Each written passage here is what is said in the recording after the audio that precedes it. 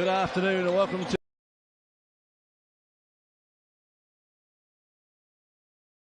Wheeler Motor Company Canterbury Rams. Get ready to take on the Taranaki Steelformers Mountaineers as round 8 of the South NBL, proudly presented by GJ Gardner Homes, comes to a close this afternoon. Kia ora, very good afternoon to you. Hugh Bainen here alongside former Canterbury Ram Dave Langrell. And Dave, Canterbury coming off a disappointing loss to the Huskies earlier in the round that will have really stung their final 4 chances, certainly not out of the running. Oh, yeah, everything from now is super crucial. That loss on the road to the Huskies really hurt, and yeah, they'll definitely need to get a win on the board if they want to keep their final chances alive tonight. Luckily for them, coming up against the Taranaki Mountaineer side with only 1 win to their name and just less than 24 hours off, a pretty heavy defeat to the Wellington Saints in the capital city. So a tough road trip for the Airs as they arrive in Cal Stadium, but not to be underestimated, of course, with some dangerous weapons out there that we'll talk about very shortly. We'll have a look at the rosters now, shall we, starting with that of the Canterbury Rams. And starting tonight for Coach Mick Downer, Deshaun Taylor with Captain Sam Smith in the backcourt. EJ Singler, what a couple of weeks he's had on the basketball court on the wing. Alex Tama and Quinton Bailey in the front court. And they'll suit up in their famous red and black for Coach Mick Downer as we see Joe Cook-Green's name on the roster sheet. And Max Darling. So 2 players back now for the Rams that the Rams fans will be hoping will make a big difference, Dave. Yeah, big time there. I mean, Max has needed his talent level. So he's had a couple of very good years in Europe as a pretty young guy, and then with Illawarra. So and yeah, having Joe Cook-Green back in the mix will really help in terms of their guard rotation. So certainly showing up at the right time, and hopefully they're neither of them have played a lot of basketball. Joe obviously coming off his injury, and Max already been training, but hasn't been on the court a lot for Illawarra. So it'll be interesting to see how sharp they are. What of eyes in New Zealand basketball. Max Darling's return to the Sal's NBL. Still no Jack Salt or Taylor Brett for the Canterbury Rams as we take a look at the roster for the Taranaki Steelformer Mountaineers. Starting tonight, Francis Mulvihill and Hayes Walker in the backcourt. The ever athletic and exciting Carlin Davison on the wing. Marcel Jones and Ty Wynyard in the front court. And we talked about their record, Dave. It hasn't, of course, been a fantastic season for them to date, but we've seen many a time in this competition Marcel Jones keep his team in games and even win them almost on his own. Always a threat. Yeah, Marcel Jones is led the league in scoring, and I think he's led it in rebounding as well, and pretty talented guy. I think he's 35 or 36 years old now, but seems to have fresh legs, and yeah, he can go for 40 on any given night and keep his team in the mix for sure. No Aaron Bailey on this trip, and that tends to mean that the average age of this Air side is super young. In fact, every single one of their players except Marcel Jones could play under 23 basketball, such as the youth that Trent Adam has on display tonight. Yeah, it's cool to see young guys get an opportunity. They've got a great young backcourt with Francis Mulvihill and Hayes Walker, and yeah, we're excited to see them play today. So the Airs coming off that 89-63 loss last night to the Wellington Saints. It walked into the similar buzzsaw that the Rams walked into a few weeks ago, which was a Saints team coming off a loss the night before. It's going down to the Hawks, which sets up, well, promises to set up a battle potentially between those 2 teams. They will meet again next week in the capital as well, which one you certainly don't want to miss.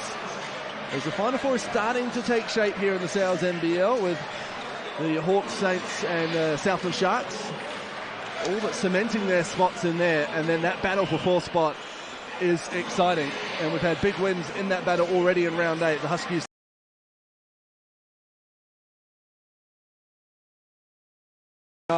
in Nelson, and really it's between those 4 teams: Nuggets, Huskies, Giants and Rams. The Rams in desperate need of a win, and the Nuggets with 7 wins to name going on very well. But Dave, they do finish their season, Otago, with I believe the Sharks, Hawks and Saints on the road.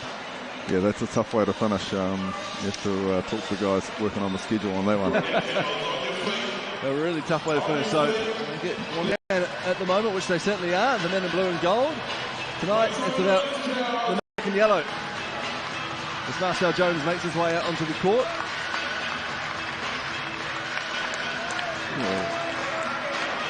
In a very loud Cal Stadium, as it tends to be. reverberates around here. We'll do our best to be heard as the Rams fans are on their feet to start this one. Ty Wynyard, Quinton Bailey to contest the tip. And it's Sam Smith under immediate duress who will get this game underway for the Canterbury Rams. Here's Deshaun Taylor, averaging 22 points. EJ Singler fadeaway, first shot doesn't go, and that's a rarity for EJ Singler over the last week of basketball. 16 for 16 just 2 games ago. He went from the field, and Ty Wynyard uses his strength and his touch to get the scoring underway tonight. I don't think I've, in all of my life in basketball, I don't think I've ever heard of anyone going perfect with that many shots in a game. Absolutely incredible performance from EJ up in Taranaki. Against this side, yeah. Well, he's got the monkey off his back and missed his first shot, so he's all good. He then made his first 3 in Auckland against the Huskies. So he was actually 19 for 19 for a stretch there. Wow. Missed 1 free throw against the Taranaki Mountaineers in New Plymouth to prevent what would have been called a perfect game, I guess.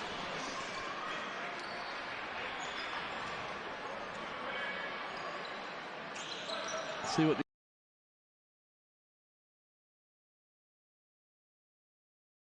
close losses in their so far 1-win season. Driving is Carlin Davison, rebounded by Talma.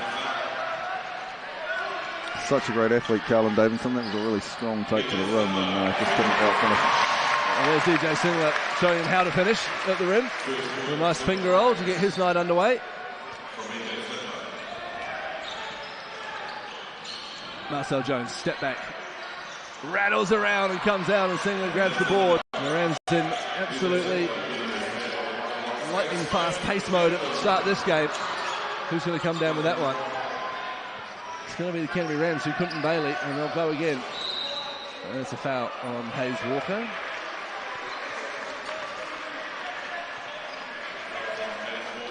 Long-time fans of the New Zealand NBL will remember Frankie Mulvihill. He was a legend back in the day with the Exchequer Saints, played with Kenny McFadden. It's his son Francis out there. I'm sure the dad is proud to be seeing his son playing out there, but also proud of that haircut. He's ripping the long hair moulet that his dad worked before it was retro 20 years ago. Great pass from Sam Smith. Singler is fouled by Carlin Davison. And will go to the line to shoot 2. But Francis Mulvihill, just one of a handful of local starting point guards in this league. Yeah, he played for his dad at St. Pat's Silverstream, and then spent 2 years in the Philippines playing in the league there. So great to see him back, and the little bit I've seen of him this year, I've been really impressed. He's under control, good shooter, getting his team in the offense. So great to see him getting an opportunity to start and play big minutes, and it's hard to get better when you're sitting on the bench. Certainly doesn't lack for speed either, John Francis, and here he is being harassed by EJ Singler, and then fouled by EJ Singler. Yeah, you're right, fantastic experience for such a young point guard to go up against the likes of Deshaun Taylor and Hunter Hale and the other illustrious point guards we have in this league. Yeah, cool, and Roach, there's some very good American point guards in the league this year. Here's Hayes Walker, formerly a Manawatu Jet, made the switch west to the Taranaki Airs, is enjoying a good season as well.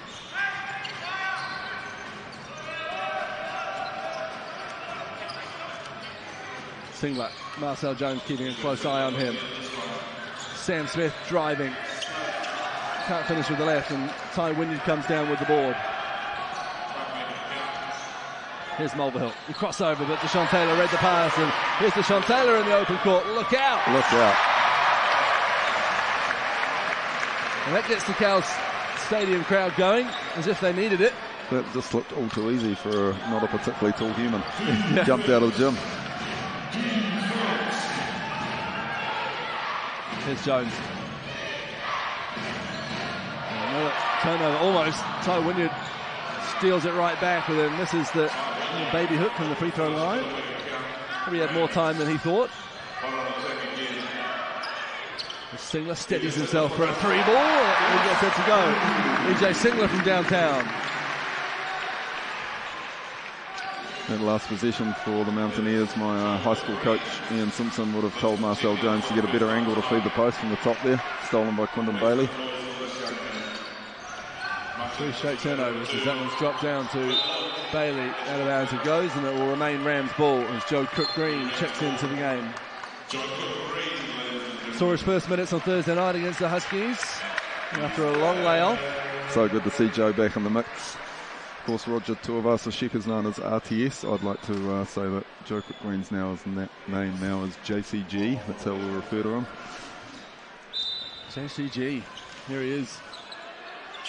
We've got DKP in the league already. TSM hasn't really caught on for Tohi Smith-Milner. See what Joe Cook-Green can fashion here. He pulls up from mid-range. He gets his first shot to go in Cal Stadium. That is his money ball. Having coached him a couple of years, that little hesitation into the pull-up in the mid-range, that's really Joe's shot. So great start for him. There's Mulvihill driving, going through contact, everything but the finish, and a nice rebound from Alex Talma. Cook-Green fires it over to Sam Smith. They look inside to Talma. And Smith cutting right off the ball. Colin Davison showing that leaping ability, but it was deemed a goaltend. The basket will count, and we have a timeout for the Taranaki Mountaineers. They find themselves in a 13-4 hole to start this one with just 4 minutes gone. Yeah, they've started with some energy, Taranaki, but just a few defensive lapses letting the Rams get into the paint and get a few easy looks. So good to see Joe Cook-Green back. He's only 23, but he's already dealt with an ACL and an Achilles, two of the worst injuries that an athlete, particularly a basketball athlete, can deal with. But such an infectious personality, a real competitor, a real competitive spirit about him, really loved by his teammates just for his positivity, and he's always going hard. He loves the game. He's an absolute gym rat, always working on his game and wanting to play. So good to see him back in the mix for the Rams. Trent Adam and Mick Downer talking to their teams.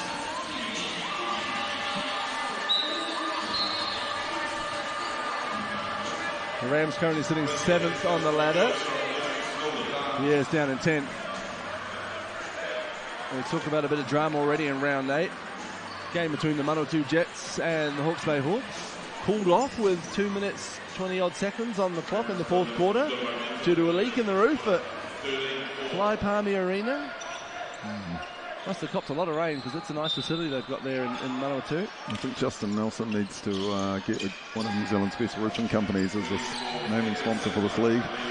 It's the second time we've had a game affected by that. Of course, the Otago Nuggets had a similar issue at the Eagles Centre. We almost had an issue here a few weeks back as Hayes Walker drives smartly and finishes as well to start straight out of the timeout for the Airs. Yeah, that's a nice set out of the timeout. Hayes got to his stronger preferred left hand and no hedge on the on ball and got all the way to the rim for a good finish. Cook-Green to Smith to Bailey with ball movement by the Rams, and Alex Talma gets the putback basket.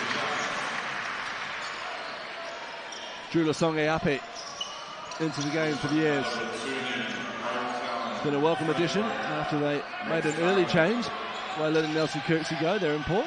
And there is Lasonge-Ape with a smart finish with his left hand off the glass. It's always great when you just check into the game and you get that first basket and you make it, just tends to settle the nerves and grow a bit of confidence for a young guy getting on the court. That's Talma with a contested 3-ball from the wing. Scott Telfer about to check into the game for the Mountaineers. Played his high school ball at Westlake in the North Shore. And we're going to see our first look at Max Darling as well, as Marcel Jones drains a 3-ball. Marcel Jones shooting is an interesting thing. I think the first few years in the league here, he shot somewhere around just 30% from 3 and wasn't really particularly accurate. But the last few years, as he's got older, as a lot of great players do, he's just refined his game and has become much more of a threat from the 3-point line. Always such a great rebounder and such a natural scorer. One of the best jump hooks I've ever seen. So accurate anywhere in the paint with that right-hand jump hook. Well, he'll find his double-double, or Marcel, as Ty Williams' hook shot doesn't go. Cook-Green, back to Talma. Singler turns the corner and drives into heavy air, but finishes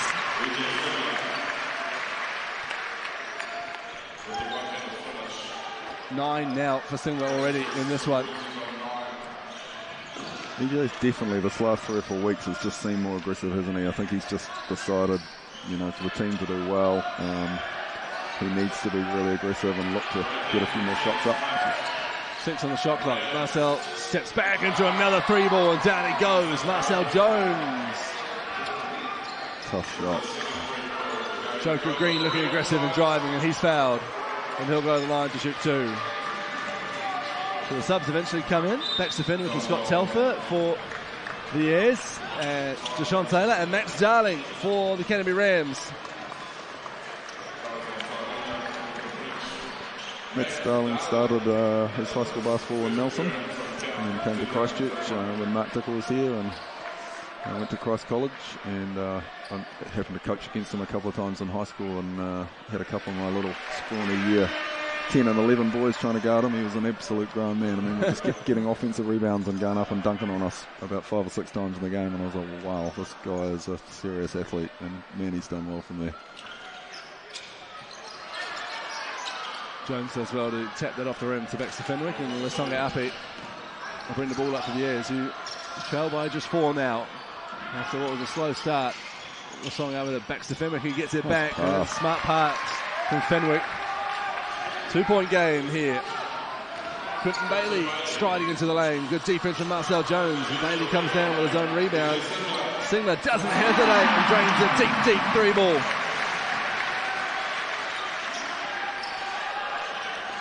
Oh, Deshaun Taylor almost just stripped that straight off through Lasonga Api. But the Airs retain possession. And Jones is feeling it already from deep. With that hitch in his shot, can't get that one to go. Hayes Walker, a prolific 3-ball shooter when he needs to be, but that one comes off the iron. Singler in absolutely a rush to get the ball up the court. Walker.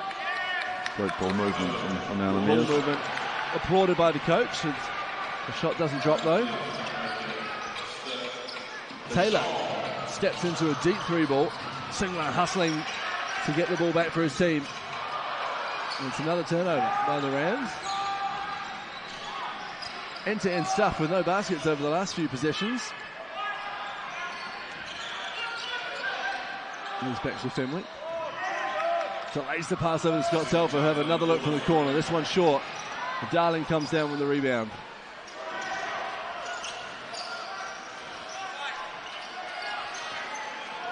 A look inside to Quinton Bailey. Cook Green cuts off the ball. Here's Max Darling. His first look at the ball is too strong a 3-ball. So Marcel Jones brings it up. He wants a foul. Gets a foul. Foul on Quinton Bailey. So we're going to see our first look at Walter Brown tonight for the Rams. EJ Singler takes the seat. Walter Brown just coming off a under-19 national championship with the Canterbury boys team. He actually played extremely well in the final against a very good Wellington team featuring Ezra Vaiafa and Cale Robinson. Walter had, I think, 20 points and 6 rebounds in the final and went 9 of 11 from the field. Offensive foul called on Ty Wynyard. He just bowls over Alex Talma. Takes a strong man to bowl over Alex Talma, and Ty Wynyard is a strong man. I was just looking at Talma and Ty Wynyard and thinking if the Rams were short on halftime entertainment, maybe those two could do some wood chopping and miss the halftime talk. I think Ty might have the edge on the wood chopping side of things, given his father was a multiple world champion in wood chopping. 10-time world champion. Phenomenal. His mum as well, also prolific wood chopper, and Ty's been involved in it as well at a young age. Mother was a New Zealand basketball player as well, or at least a rep player, Sam Smith's pull up from mid-range drops. I said before, that is a layup, that shot for Sam Smith, just hardly ever misses. Quite a difficult shot to shoot, that 10 or 12 foot little pull-up jump shot, but he's very, very accurate. Big sidestepping 3-ball from Marcel, doesn't drop. Smith comes down with the board.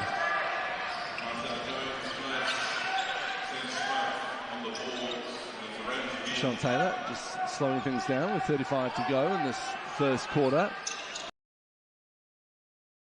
Screen for Walter Brown, steps back into a bit of space, puts up a 3-ball, drains it.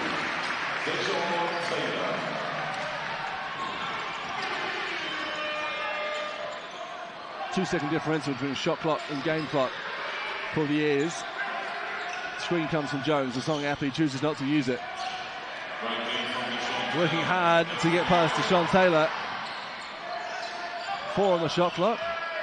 Hayes Walker will think about a deep one here if he can find good defense by the Canterbury Rams.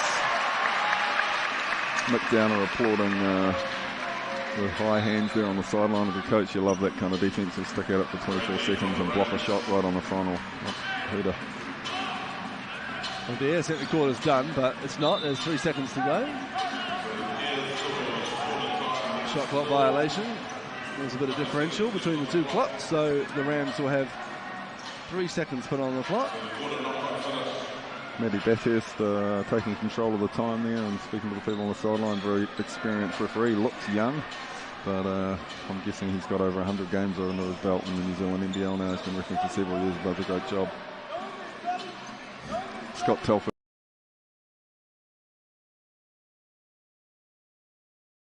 Here. Which of course he's allowed to, because it's not an official timeout. Gets a pat on the shoulder from Mick Downer for his troubles. Genius.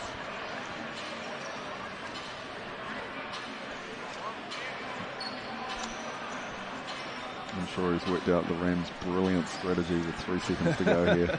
There'll be multiple screening actions. He'll be all over.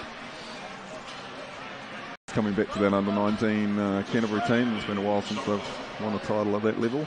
And several of these young Rams guys, Zach Hannon played a big role in that team, and so did Mason Whitaker. Another Rams squad member, Aidan Tunge, who's come from Rotorua Boys last year, had 20 and 20 in the final. He was in beast mode. And viewers also, people who follow basketball in New Zealand will know the name Book, Ed Book, who obviously featured amazingly in that 2002 World Championships, playing for the Tall Blacks when we got 4th. And his older son, Josh Book, is a very accomplished young player. One MVP, I believe, as Taylor's runner doesn't go. We're going to do some first quarter of action. Good start for the Canterbury Rams. They lead by 10 here at quarter time over the Taranaki Mountaineers. 26-16. Second quarter coming up after the break.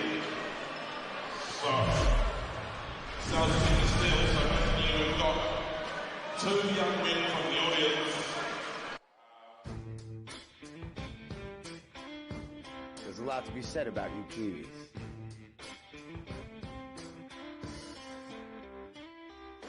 You like breaking new ground?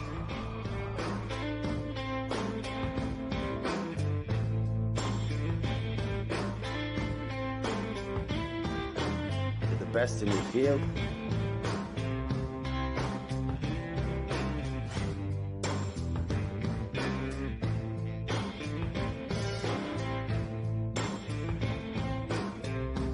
Stand up for what you believe in. But when it comes to pizza, you can't beat authenticity. Sal's, authentic New York pizza.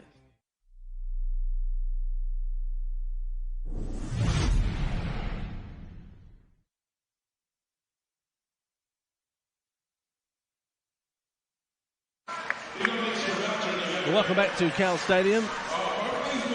26-16, the Canterbury Rams lead the Taranaki Mountaineers. At quarter time here in this one. A win already this afternoon on the Sunday of round 8 for the Hawke's Bay Hawks over the Manawatu Jets, in a game that was called short by a leak in the roof, but enough basketball had been played, and so the Hawks are awarded the win for that one. A big weekend for the Hawks, going up over the Wellington Saints as well to really fire a shot across the bow. And interesting to see, Dave, while we have a little time here, that they had a new coach in their ranks on the sideline, did the Hawke's Bay Hawks this week. Adam Ford had made his way over from Australia, unannounced, to coach to be head coach. Of course, he was their original head coach start of last year before he got the Sydney Kings job, and then they replaced him with Jacob Chance, who we haven't seen yet because he's been over with the Perth Wildcats, so Kane Hook-Yang has been filling in for Jacob. Right. And then with the culmination of the Sydney Kings season, Adam Ford pops up for a couple of games until, if Jacob can come, who knows, given how the Perth Wildcats will go in this grand final series. In the Australian NBL, which is of course live on Sky Sport. Saw him making a fashion statement with a nice cardi on the sideline. It was a good time. Back underway here at Cal Stadium, though. It was a spirited first quarter for the Taranaki Mountaineers. After trailing heavily at the start, they worked their way back into the game. They do still find themselves 10 points down. Jump hot, there it is. There's the signature Marcel Jones move. This time it doesn't go. Max Starling's still out there for the Rams. We haven't seen much of him so far in this one. Just a three ball. Sam Smith finds a bit of space down on the baseline but can't finish. The long arms of Marcel Jones just climbed above his own teammate Scott Telfer to grab that rebound. Big screen from Baxter Fenwick. Oh, creates a space for Drew Lasongiapi, who finishes beautifully.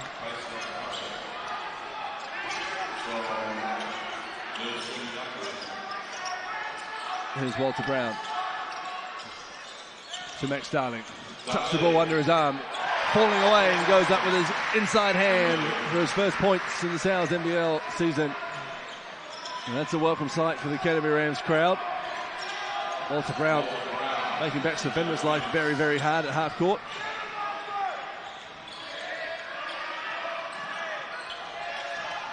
Here's Jones. Rebounded by Brown.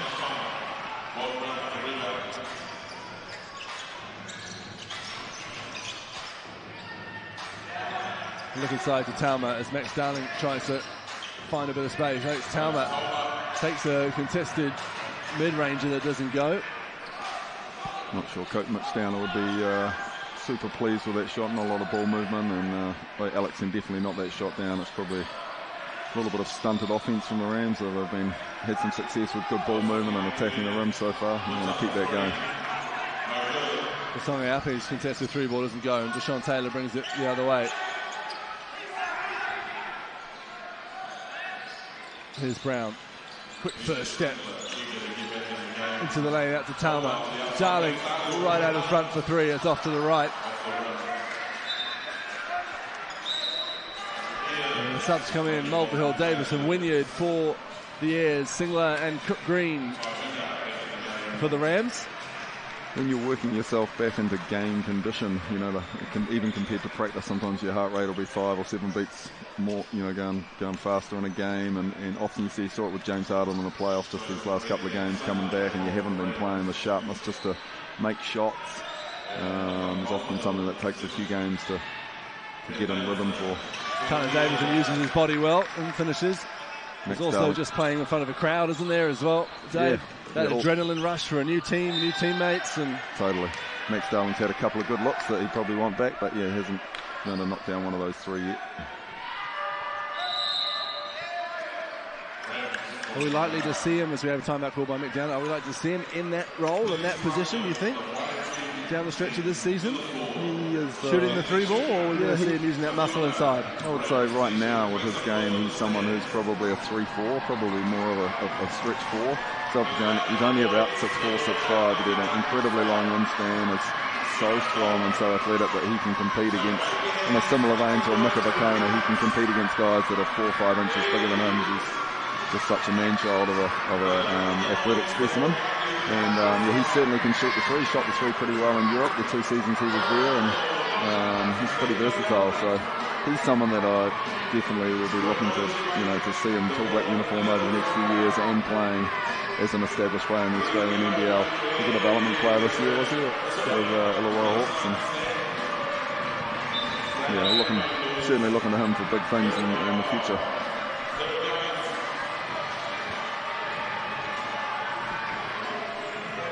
He makes his way back onto the court with his Rams teammates. As the Airs come out of their timeout, Rambo makes his way off the court. Rambo's looking a little leaner today than he was a couple of weeks ago. He's either been on a diet or he's had always changed his personnel. And Marcel Jones will get us back underway. Never trust the skinny land.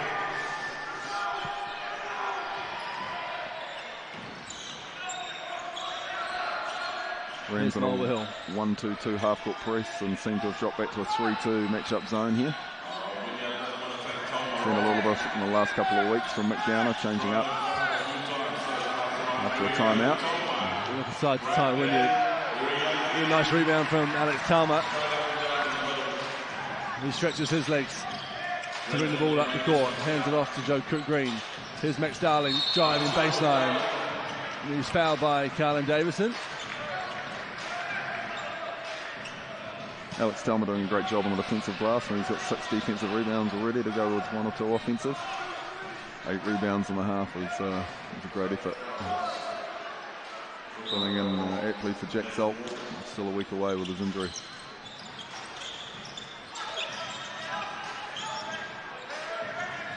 Here's Darling.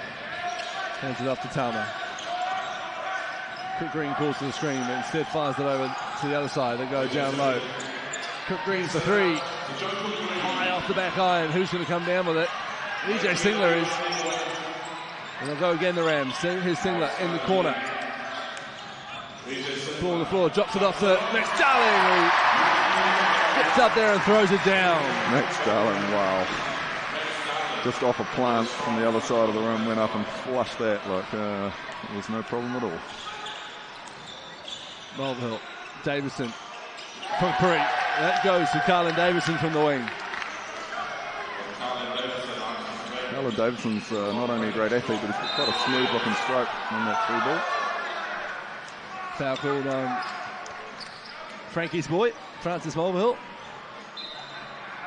Quinn Bailey checking into the game. Of course, he grew up in the Neckie, played at Stratford High School, so probably got a little bit of 10% of extra mongrel in him today to go against his hometown team. Max Darling takes a seat. Mr. Sean Taylor finds Joe Cook-Green from the inbound.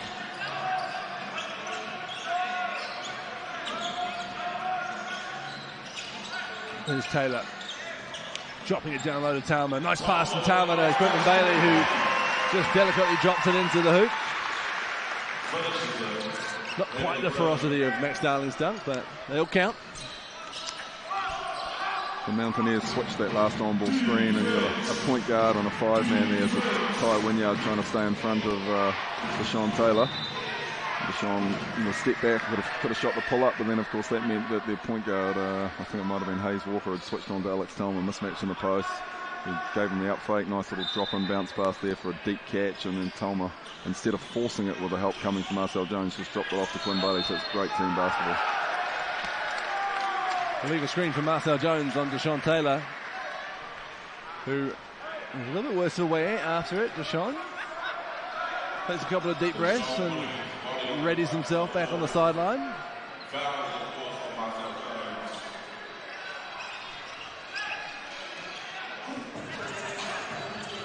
So Joe Cook-Green brings the ball up.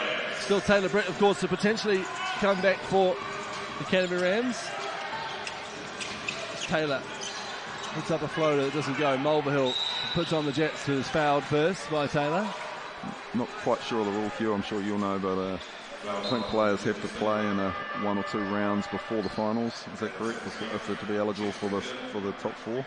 There's a cut-off date, which I think is only not too far away, that every team has to make it fair. It used to be 5 games. I think back to 2007, where Phil Jones got back a day late from Europe, so could only play 4. Right. The Giants went on to win the title anyway. Didn't need you, Jonesy. Didn't need you. Yeah. Davison again looking for back-to-back threes. It comes high off the iron and good rebound from Alex Talma. Brings the ball up as well. Fires it over to EJ Singler. Talma thought about the 3, instead puts the ball on the floor. Hands it over to Sam Smith. Steps inside the 3-pointer and drains the 2-pointer.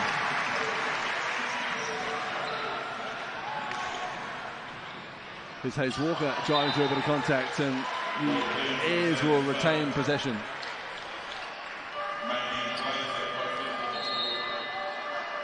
Timeout called by Trent Adam and the Taranaki Mountaineers. Please welcome to the floor once again the girls from the 9-point game, the Airs just hanging around there, Dave. Yeah, they are. They're hanging in there, doing a good job. Probably a good time to talk about Ty Wynyard. It's really interesting watching young players in New Zealand now. There's so many opportunities in international basketball. We spoke before about Max Darling, instead of going the college basketball route or staying here and being playing in the NBL. He threw an amazing performance in New Zealand under-18 team in the Asian Championships. He got noticed by some big scouts in Europe and ended up signing a contract as an 18, 19-year-old to play in Europe for 2 years. And then has come back and obviously been a development player with the Illawarra Hawks. But Ty Wynyard was a really interesting one, obviously highly touted as a young man here, and then signed to play at Kentucky University in the States, which is one of the total blue blood Rolls Royce programs. And people are familiar with the NBA players like Karl Anthony Towns and Anthony Davis and John Wall and Eric Bledsoe. You know, they've got so many guys who are going to the NBA every year. And Ty is an extremely talented young man, but that probably was a stretch in terms of, you know, is he actually that good to play at Kentucky? You've got to be amazing to play at that level. And then, you know, he's kind of struggled. He had a back injury there, spent 2 years and then came back, and he's struggled to find his way. But it's so good seeing him. He's in better shape. He's looking playing well. I know he's on the fringe of that Tall Black squad, and you want to sometimes you learn through adversity and things don't go your way. Another great example of that in New Zealand basketball is Tom Abercrombie, you know, who followed Kirk Penny's lead with Tony Bennett and went to Washington State, but then kind of got recruited over the top of and didn't play much over a year or two and didn't really enjoy it, I think. Came back and everyone was like, oh, that was disappointing, but then he's, you know, made a phenomenal career playing in the Australian NBL and being an elite Tall Black. So sometimes, you know, things don't work one place, you go somewhere else and you find a new coaching staff, a different system, and I just really hope that Ty can find his way in this New Zealand NBL, and he's certainly got the talent to play at the Australian NBL level as well, and it'd be great to see him in the Tall Black mix. So everyone's hoping the best for him. Certainly are. Here's Sam Smith for the Rams. Carlin Davison looking after him. EJ Singler fires the 3-ball up and gets it to go. EJ Singler has 15 in this one. Every time he lets that 3-ball go right now over the last couple of weeks, you just feel like it's going in there. He's really been rolling these last couple of weeks. Such a great shooter. Fenwick fires over to Marcel, steadies himself, 3-ball goes up off the front line. Nice rebound for Baxter Fenwick. Jones drives to the hoop and finishes. Here's Singler, determined drive, and he gets that one to go as well. EJ Singler unstoppable so far in this one, and he almost comes away with a steal as well. Loose ball foul there that he got away with, I think, on Marcel. Nice pass from Masanga Ape to Jones. Wanted a foul there that wasn't coming. Singler this time passes it out to Sam Smith, and his 3-ball rattles out into the outstretched arm of Marcel Jones. Carlin Davison driving and finishing, almost just rolled out after a smart step to the hoop. Good point guard play by Joe Cook Green on that last possession as he rolled down the floor. EJ's just hit a 3.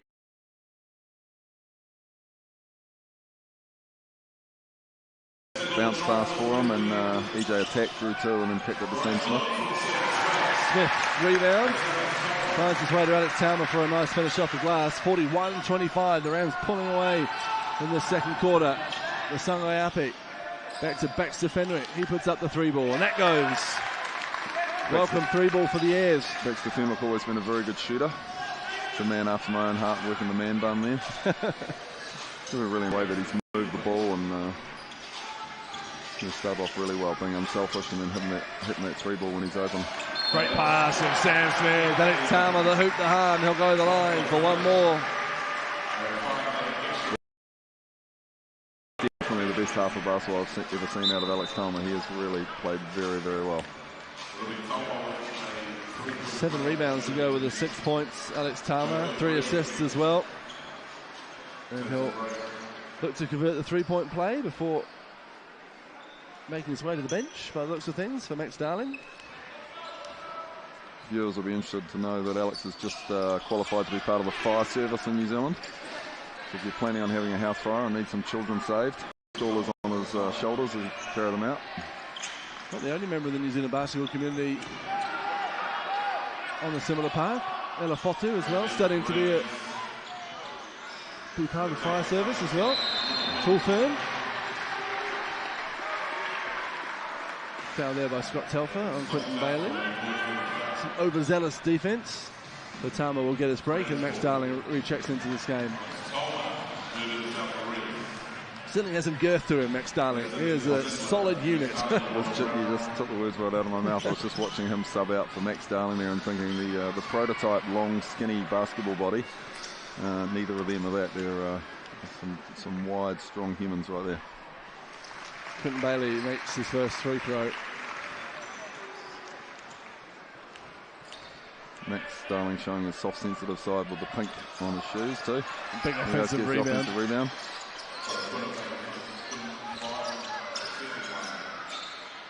Smith looks inside to Quinton Bailey. And it will be Canterbury Rams ball. Great refereeing there from Matt Bathurst on the baseline. Wasn't sure about the call, so looked to his other referee who confirmed for him. Timeout call by McDowner. Way better than making something up. Yeah, absolutely. So 44-28 with just over a minute 30 to go in this first half at Cal Stadium. Timeout call by McDowner and the Canterbury Rams. Trinidad, the Mountaineers coach. A little servant of the game in the Taranaki region. He's had a lot of success with the New Plymouth girls program and rep programs on the girls side, and now currently is not only coaching in the NBL but also coaching the New Plymouth boys team, and they have a very exciting quite young senior boys team that should compete to be in the top 8, hopefully even to compete to win high school nationals this year. Pretty cool when you get guys who are coaching at NBL level but also coaching junior basketball and just heavily involved. He's someone who is coached in New Zealand junior programs as well, and under 17, under 18 teams, and just a great guy. Let's have Tim McTamney at the Manawatu Jets, who coaches the Palmerston North Boys High School team. Great school rivals, New Plymouth boys and Palmy boys. Yeah, it's interesting to note watching on the live stream some of that under-19 national championships with some of my former teammates. It's great to see Clifton Bush the third and Ben Hill coaching the Hawke's Bay team, who were very unlucky and lost by 1 in a close quarter-final with Otago. But Carlo Verricchio, another teammate of mine with the Rams, coaching the Nelson squads. It's just so good to see guys giving back to the game, and those kids are being well coached and got a lot of experience. Carlo coaching Nayland College in Nelson at the moment. Yeah, his son Nico is there. Phil Jones and Kat Jones heavily involved with Waimea College, with their kids involved there as well. So a lot of great coaching in Nelson. Sam Dempster coaching Nelson College as well. So absolutely there is. And sad news of Clifton Bush III going down with a season-ending injury just this week. So our wishes go out to him. Yeah, totally. He's an exciting young player, great athlete, and really, I think he hurt his kneecap quite badly, but when you're young and you get injured, you think it's the end of the world, but I know that he'll bounce back and do the rehab he needs to do, and he'll be back at it soon, so best wishes and prayers out to him.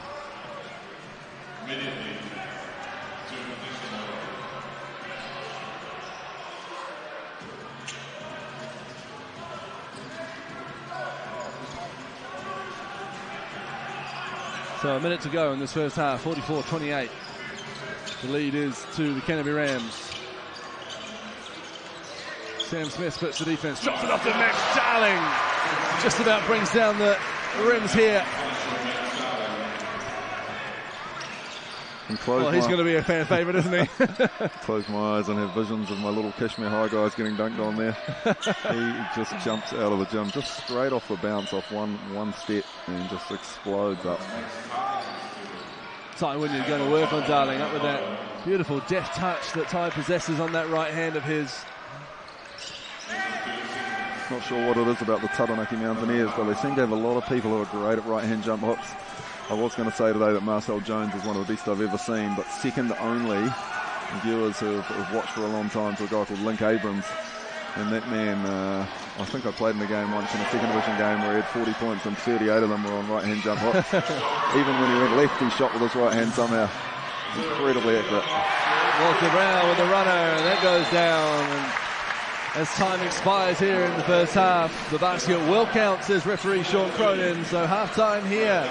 Well, they're sort of talking over the referees Actually, Sean Cronin had called the last hit count, but Marty Bathurst is going to step in and have a chat here. We'll see the decision here from the officiating crew.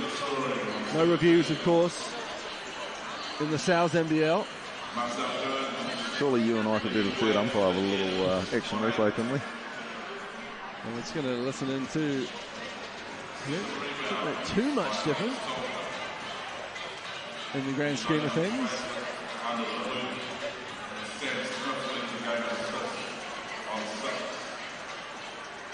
Sean Cronin still talking to the score bench here. Coaches waiting for stat sheets. TV waiting to go to an ad break. So we've got to make sure if this ball went in or not. So the score we think is 48-30. We're just going to await the decision here from the officiating crew.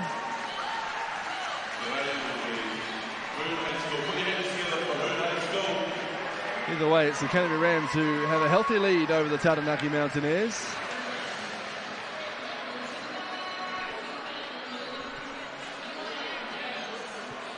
EJ Singler with 17 points in the first half.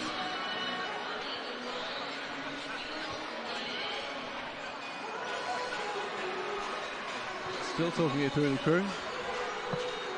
No confirmation. Maybe they've decided to let the Hoonhay primary kids decide it. Whoever makes the first shot. No basket is the call from referee Marty Bathurst. So there you go. 46-30, the halftime score. We got there in the end as the youngsters take the court for the halftime entertainment. We will see you at the other end of this break here with the Rams leading the Airs 46 points to 30 in round 8 of the South NBL, proudly presented by GJ Gardner Homes, live on Sky Sport Next.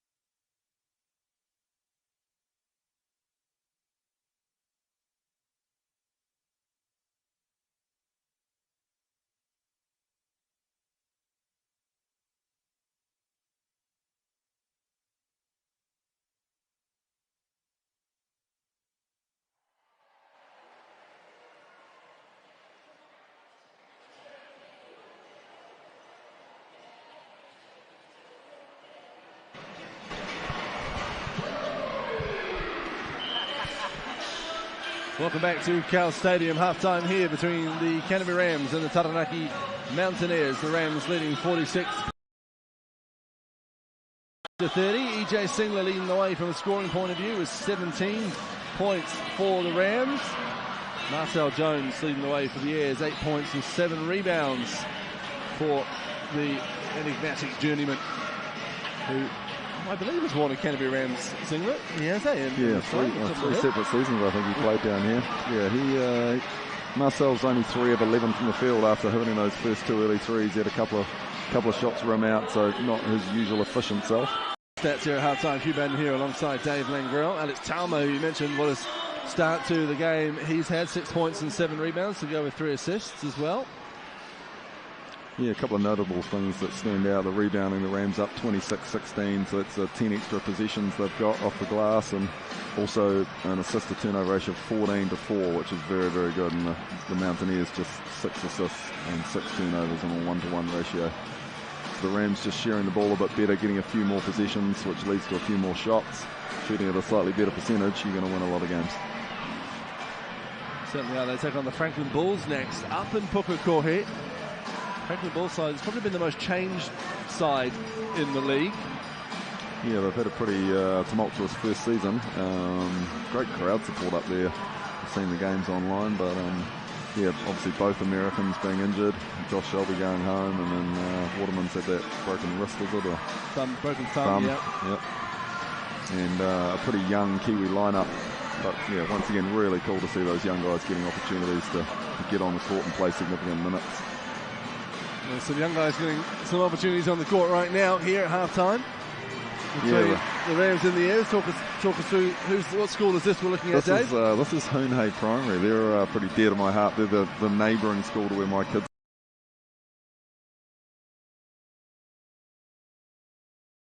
Year 5 and 6 boys here, lots of them that I know and my kids play with, and they're out there getting buckets. Certainly, yeah. One opportunity to play on the court that your local team play at half-time, and it's the local team, the Canterbury Rams, who lead as well, 46 points to 30 over the Taranaki Mountaineers. We'll take a break here on Sky Sport, and when we return, the third quarter will be coming away as round 8 of the Souths NBL comes to a close today.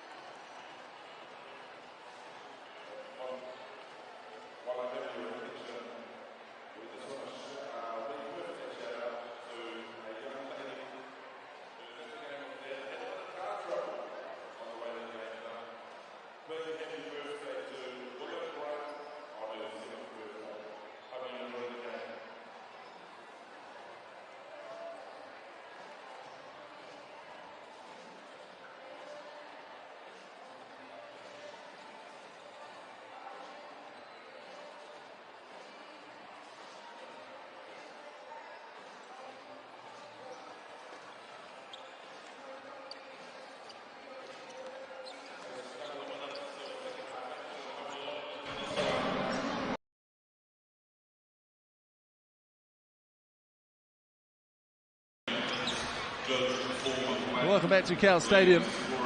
Third quarter not too far away here as the teams are back out there warming up. The Rams with a sizable 16-point lead here at half-time. A bit of work to do for this Taranaki Mountaineer side if they're to claim their second win of the season and at the same time deal with hopes. The Final Four now announced as being held in Porirua on July 22nd and 23rd. We played a few tournaments in that Porirua gym, Purapa Arena, and pretty cool venue, so that'll be a great place for the finals. They love their hoops in Porirua. Certainly do, and home to some famous basketballers, of course. We know more so than the Prince of Porirua. Not sure he enjoys the nickname or not. Jordan Ngātai. Yep. Our best wishes to him as he recovers from an ankle injury. Was supposed to suit up for the Wellington Saints before injuring that ankle just on the hands against the New Zealand Breakers. That's a bit of a cruel blow, isn't it? He was hoping he can get back to full fitness with Tall Blacks duty on the horizon. Australian NBL. Coached some high school basketball against Jordan back when he was 15 or 16 and playing at Mana College. With some teammates, Haydn Hippolyte, and a kid that I've followed his career the whole way through, and so impressed with him at Australian NBL level.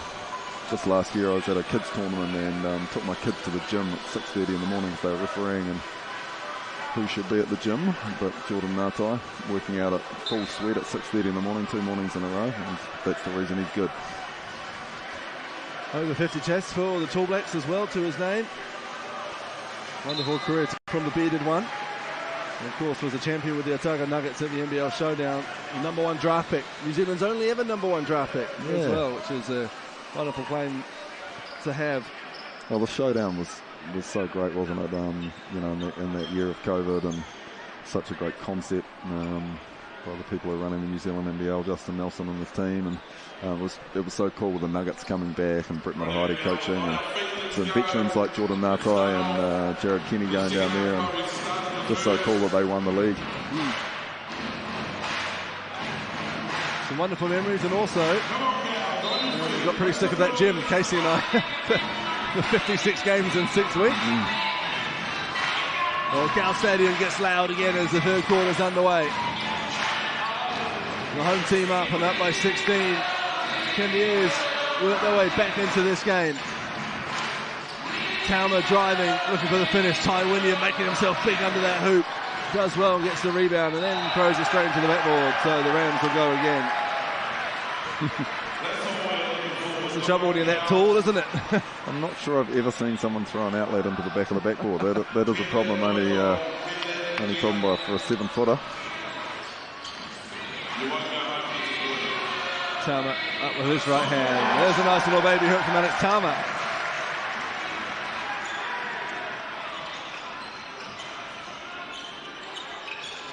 Francis Mulvihill.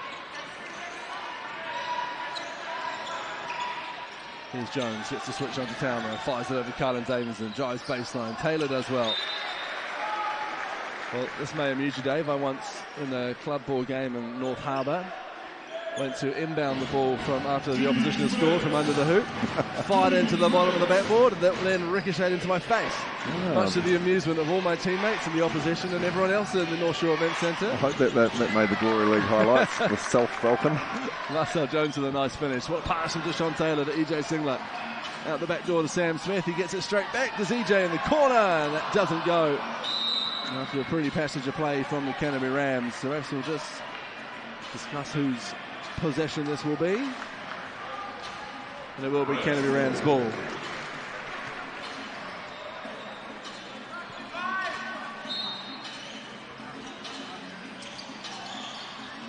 Taylor gets it in eventually to Singler. With a running hook shot this time that doesn't go. He gets his own rebound though, does EJ, with a bit of help from his teammates. Sam Smith with a floater reminiscent of Gerald Corletto in his time with the Breakers. Sam Swift with 4 buckets today, all in that mid-range. So accurate. Jones puts on the Jets and all go the line after being fouled by Alex Talma. People who really follow basketball know that in the States there's a ranking system by ESPN, the big sports network. So all the kids in high school from their junior year onwards are ranked in top 60 at junior and at freshman and sophomore, and then top 100.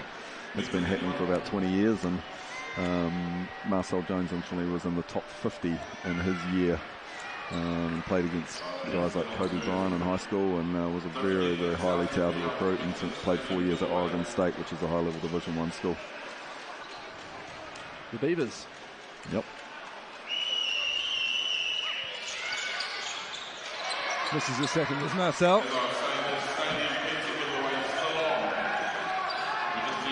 Was it Oregon State or Oregon that Single played at? Can't quite remember. I wondered if they've played some pickup in the summer in Oregon together. Probably know each other quite well. EJ obviously a little bit younger than Marcel, but once you finish college, a lot of players in the States tend to go back to their colleges in the summer and will play pickup basketball against other professionals. Nice find from Jones to Wynyard. So Wynyard's looking really good out there. He's had some deep seals, lovely touch on that jump hook. Well, it's Talma tucks it under his arm and finishes at the hoop. Pressure from the Rams. There's Carlin Davison with a pass into Wynyard. Up with his right hand and down it goes. Ty Wynyard on cue, Dave. Yep, it's making me look good on the commentary box. 8 points for Ty now. Singler with a finish. Using the rim for protection. Interesting on that last catch from Ty Wynyard. He actually had a little bit of space to the left but came back to the right, and I remember watching him in the Under-19 World Champs and thinking he always wanted to get back to his right hand. So, you know, if you're the coach, you've got the scouting report on, and so let him stick to his left, make him shoot a left-hand jump hook, make him do something that he doesn't want to do. But he's right now finding his way back to that right hand, which is the favoured hand, obviously, to shoot that shot. Carlin Davison puts his own rebound in, so life left in the airs here early in the third quarter. Max Darling gets ready to check back in for the Rams alongside Mason Whitaker. Here's Deshaun Taylor finding a bit of space on the baseline, and the runner goes. Trent Adam thinks it shouldn't count, but it does.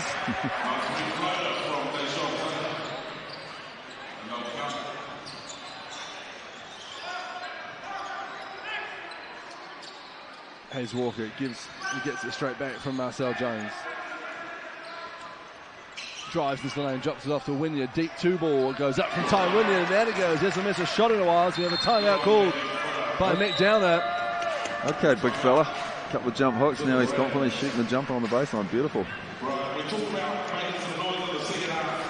This would probably be a good time for me to confess that I have a little bit of bitterness towards Hayes Walker. I was maybe 40 years of age playing in a Hoop Nation final.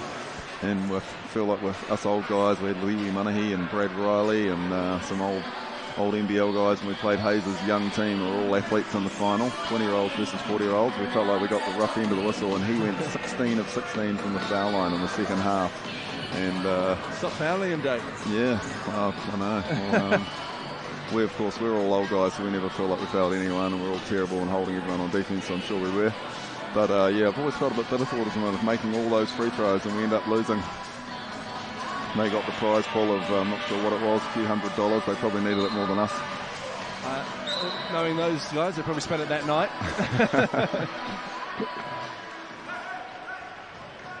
Hayes was famous for his very good play at Palmerston North Boys High School, and that amazing final in 2016 up in Palmerston North where the Cameron Stone game, yes. That one? I think Palmy boys were down by 25 points and walked all the way back, and Hayes actually had a free throw to put them in the lead with 5 or 6 seconds to go, and then Kenny Stone's son, Cam Stone, had a amazing deep three-pointer to win the national championship. In a moment he'll never forget. Deshaun Taylor with a finish to get us underway after the timeout. 17 in the lead is Hayes Walker.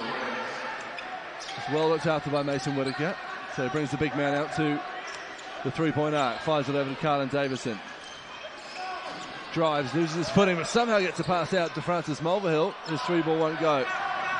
Singler catches and turns. Drops it off to Sam Smith. And it's fast break basketball at its finest from the Canterbury Rams. Lovely little look-away pass from EJ there that just froze Marcel Jones and gave Sam Smith enough space to get that quick left-hand layup off.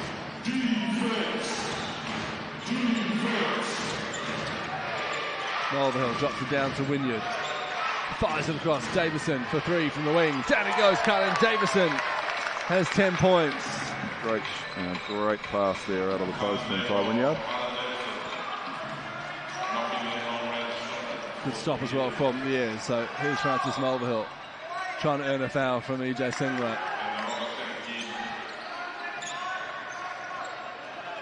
Gets the match he likes with Mason Whitaker. Shakes him off. Turnaround jumper that doesn't go.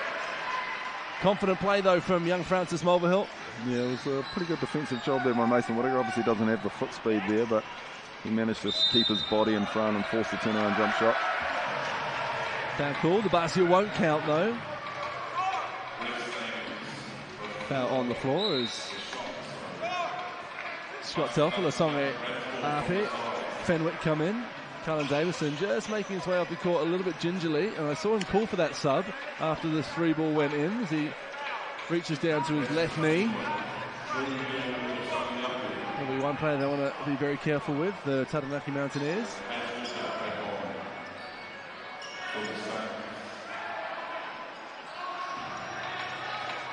So the Rams get back underway. Tapped out of bounds by Drew Lasonge Ape. The ball's gone into the corporate tables there. Rams got lots of local sponsors here surrounding the court at all the corporate tables. Done a great job helping the team stay on the court and supporting basketball in the community. This pass from Sam Smith. Mason Whitaker is clobbered by a couple of airs and will go to the line to shoot two. Mugged. Foul called on the floor actually. So it'll be a baseline ball for the Rams. My apologies. Joe Cook Green just checked in for Sam Smith. They were teammates at Texas Wesleyan University, an NAIA school, Division 1 in the States, and 2 or 3 years together. They actually had a year at junior college together as well, and then ended up at the same 4-year school after that. So Mason Whitaker fouled after some nice ball movement from the Rams. And this time he will go to the line. Foul called on Hayes Walker. Second personal foul on young Hayes. one thing that's pretty rare in New Zealand basketball is the South Island teams to win the high school national championships. It doesn't happen particularly often, and the last time on the boys' side it was Otago boys team, which featured Joe Cook Green and Sam Timmins, who's obviously playing extremely well, and some other very good players there. Josh Peterman, who's in Christchurch, and a very good team, and they won mostly year 12s, and then 3 of them came up to Christchurch the following year when Mark Tickle was coaching here with the Rams, with a view to trying to go to the States. And obviously Joe went and spent 5 years in the States, and Sam Timmins went to Washington University. But a very, very good team from the Otago boys. I think prior to that, maybe it was Nelson College, 15 or 20 years prior. All that pass was so frustrated Deshaun Taylor.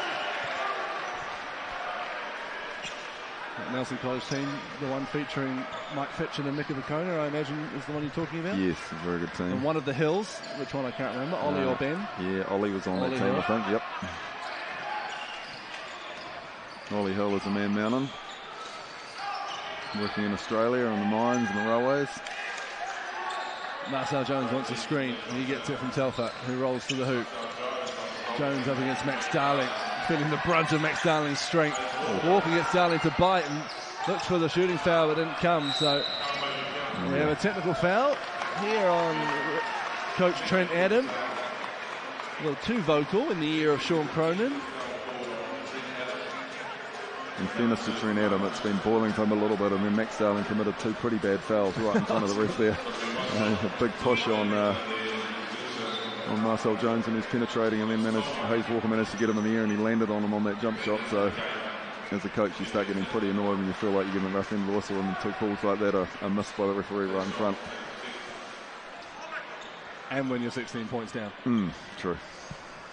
That doesn't help. So Deshaun Taylor makes the technical free throw, I should say.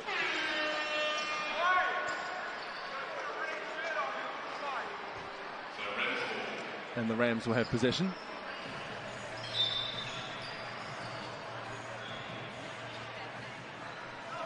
Barney Bathurst just checking the shot clock. It's set, 21 seconds, and it is. And so we have another whistle, a little bit off the ball action between Mason Whitaker and Scott Telfer. Mason Whitaker never far from a bit of feistiness. One of the parts of his game I really enjoy. He's a physical young player. Casey Frank's a big Mason Whitaker fan after the work he put in at the Showdown last year. There's Max Darling going to work down low, drops it off to Talma. A couple of big boppers there for the Rams. 3 on the shot clock. Taylor skips into the lane, takes a lot of contacts. No whistle. Here's Scott Telfer with the Songa up ahead of him. Rebounded by Max Darling, and there's a foul on Telfer. Good verticality from Joe Cook Green there, went straight up and kept his arms high, showing the referee that he wasn't coming down and fouling, and managed to make the guy miss the layup, and good defensive rebound by Max Darling.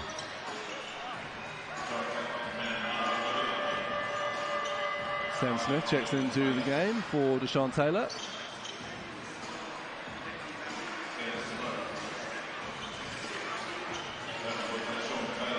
Just over 3 minutes to go in this third quarter. The Rams keeping the ears at arm's length.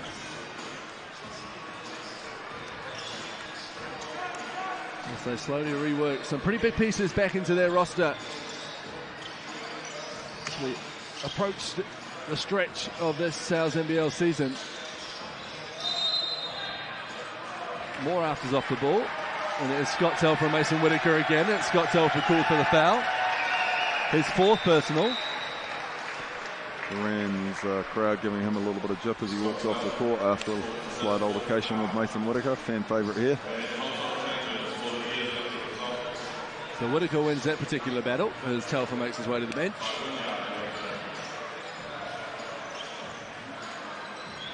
And the Mountaineers on the penalty, so the Rams will shoot. Someone will shoot 2 there.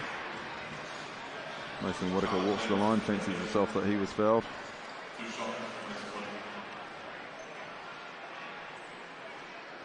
We mentioned Max Darling getting opportunities in Europe for his performance in the black singlet, albeit the age grade black singlet. It's a trend that I think is unknown by many, that a lot of the time it is the performance in the international stage that gets a lot more eyes on it than the club stage. It's something Tom Abercrombie will tell you, that for all his fantastic work in the Breakers uniform, of course, a record breaker and longest tenured breaker and club legend that he is. I'll tell you that his opportunities overseas came from his work in the black jersey. Yes, I mean, there's, those big international tournaments, so many scouts watching, there's so many players from around the world. Max Darling drives, finishes, bulleting his way down the court for 2 points.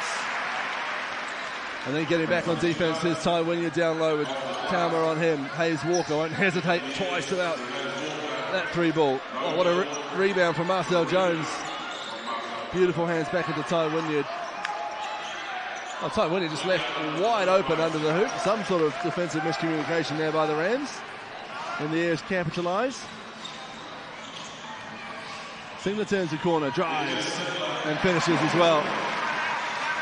He's got 21 and 9 rebounds, EJ Singler, as we have a timeout called by Trent Adam and the Taranaki Mountaineers.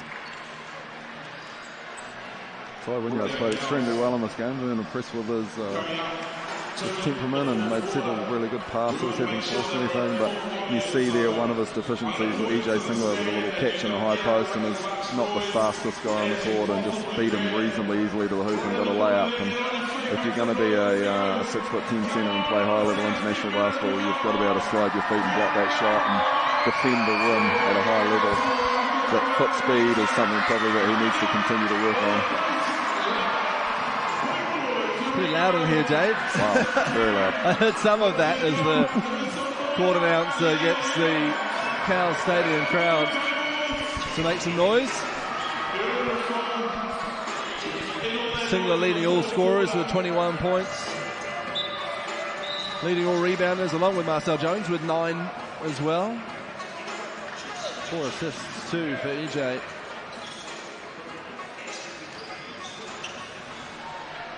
Max Darling's got 8 points and 4 rebounds. He'll be made of his debut in 2021. Happy with what you've seen, Dave, from Max Darling so far? Yeah, I mean, he obviously missed a couple of shots early, but he's had a couple of great drop-off passes from his teammates and gone up and finished really strong, and then got out on the break and finished twice. So, you know, he'll take a couple of weeks to fully find his rhythm, but I'm sure he'll just be excited to be out there and be a part of a team where he feels like he's contributing on the court. Great finish there on right hand. Francis Mulvihill. Joe Green was talking to him for most of that, as well as Darling drives down the lane. Who's going to come down with it? Walker does well. And the air super Paxton Fenwick throws it straight away to EJ Singler, and another turnover. So here come the airs the other way. Carlin Davison drops it off to Ty Wynyard. Nice patience shown by Wynyard and a smart finish too. Previous position was a bit more like pinball than basketball, wasn't it? Everyone who caught it passed it. 15 passes in about 6 seconds. Davison doing well to stay in front of Singler. The lead pass from Singler was a nice one. It's not a little risky. Here's Mulvihill with that speed of his. Calls to the screen from Fenwick.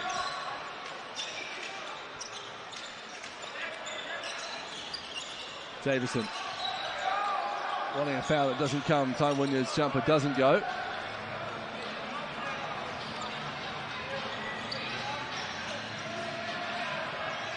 Talmer up top. Back to Joe Cook-Green.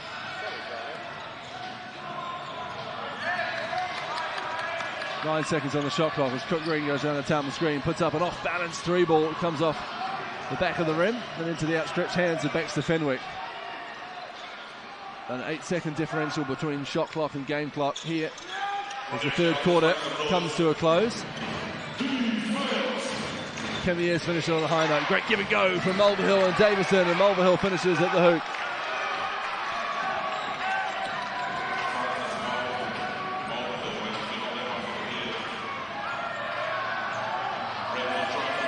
Three seconds. Sam Smith from the corner. Doesn't go, and that'll do us for the third quarter here. Cal Stadium in Christchurch, and it's the Canterbury Rams who lead the Taranaki Mountaineers 66-52. A bit of life in this game yet, with the fourth quarter coming your way after the break.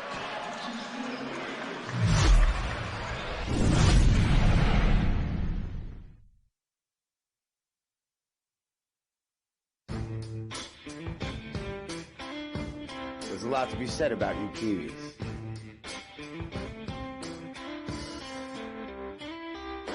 You like breaking new ground?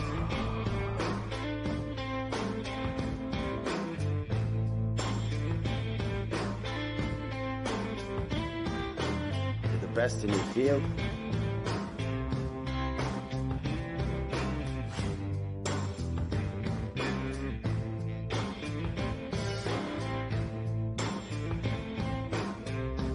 Stand up for what you believe in. But when it comes to pizza, you can't beat authenticity. Sal's Authentic New York Pizza.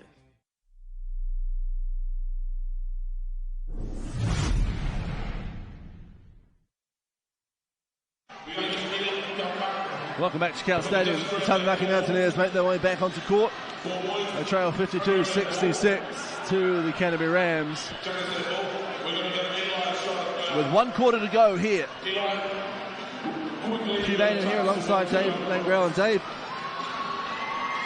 I don't know the best way to put it, but the Rams are keeping the Airs at arm's length as much as the Airs aren't going away in this one. Yeah, it got out to 21, but the Airs have got it down to 14, so that's still within striking distance. You know, I've seen in the NBA playoffs this year with the modern game, with the way people shoot the three-point shot, there's been 2 or 3 times in the playoffs where teams have come back from 20 or 25 down in the third quarter. The game can change very quickly. You know, you hit a 3 and get a steal and get out in transition, so the Mountaineers certainly won't feel like they're out of it, but they're certainly going to need to make a run at the start of this fourth quarter to feel like they're in it. If the Rams push it out to 20 in this first 2 or 3 minutes, I'd say the game will probably be over. Let's see if they can, shall we? Mulvihill and Hayes Walker get us underway. Hayes Walker sees a bit of a gap, drives, pass fake, can't finish off his left. Bailey with the board. Great drive by Hayes Walker there. Unfortunately, just didn't quite get it high enough on the rim to finish that one off. Sean Taylor is fouled.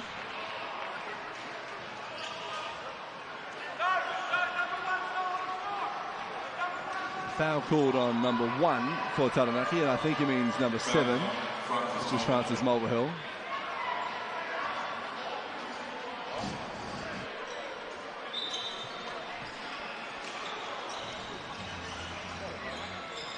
EJ Singler working very hard to shake Kylan Davison off the ball.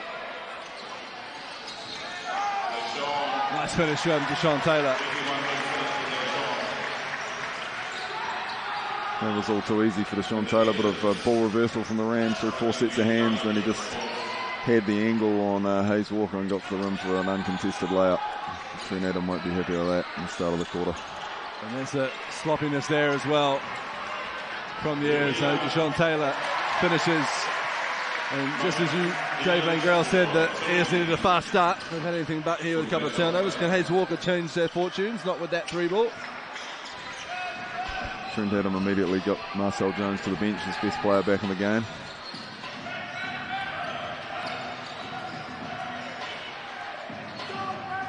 Bit of extras off the ball between Baxter Fenwick and Tama.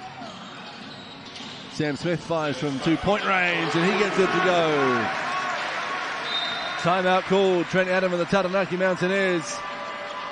It's a 20-point game now, just like that, to start. There you go, 14, 14 to 20, and in 1 minute and 20 seconds, the Rams just 3 quick buckets.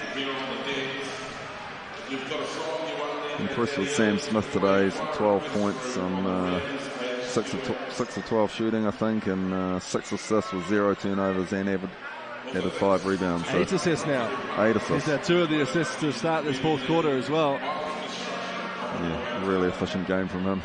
So, potential double-double coming Sam Smith's way. Alex Tama's a rebound away from a double-double. EJ Singler has a double-double of 21 and 10. The Rams were really dominating that backboard 35-24 at the end of the last quarter.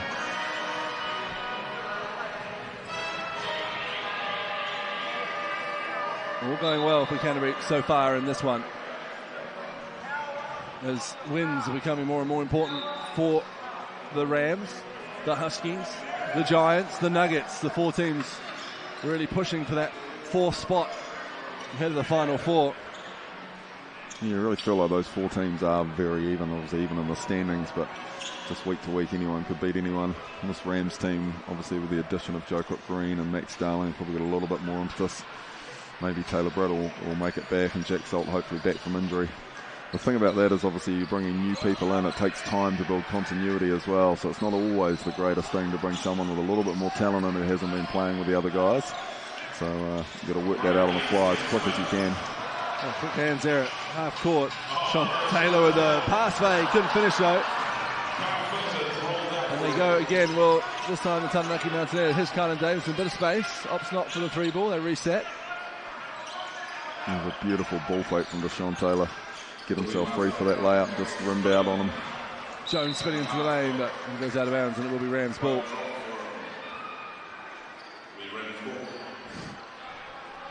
Just wanted the last touch there, did Marcel. He mentioned players coming back, of course. The Huskies finding some good form at the right time, with Tom Mladenovic now in their lineup. And what a game from Zach Riley the other night as well. What a season Zach Riley's having, as Bailey with the running hook, can't get that to go. I'm so impressed with Zach Riley. He, for a kid of his age, just defends at such a high level. He's not backing down from any of the elite guards. You know, he's is he still in high school or just 1 year out? Foul called on EJ Singler. An ironic cheer from the Taranaki Mountaineers bench. Joe Cook-Green makes his way back into the game. Yeah, Zach Riley obviously is the son of Brad Riley, who was a very good small forward tall black who played North Harbour teams back in the day, and a long time with the Nenad Vucinic coach teams and Nelson Giants. Was a teammate of mine. Yeah, I'm very impressed with his son Zach Riley and Dante Russo Nancy. My kid went home from the game the other week and wrote up on his wall Dante Russo Nancy's name. I said, why'd you write his name up on your wall? He's like, I want to be like him, Dad. And so that's pretty cool, you know, the kids.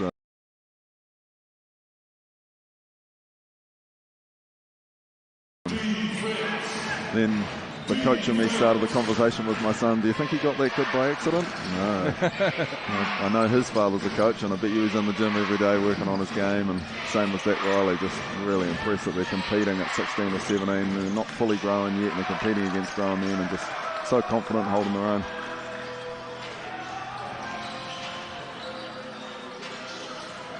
Taylor steps into a three, and down it goes, and the Rams are pulling away early in the fourth quarter. I should say there's still 7 minutes to go. Rams have definitely had a little bit better flow and continuity to their offense, which often happens with teams as you practice more and you get more familiar with each other. Sometimes it's hard to know whether or not that's the Rams being better or the fact that the Mountaineers defense is not quite as good as someone like the Saints or played in previous weeks. Cook Green looked for the pass, but two youngsters, Davison and Walker, read that well. Look out. Davison wanted it up high. He certainly got up there. The ball, though, just out of reach. The pass from Hayes Walker. Jula Songeapi, I should say. EJ Singler. Through ball up. The back iron. Big rebound. Quentin Bailey drops it off to Singler. Singler through the contact. Finishes and will go on the line for one more.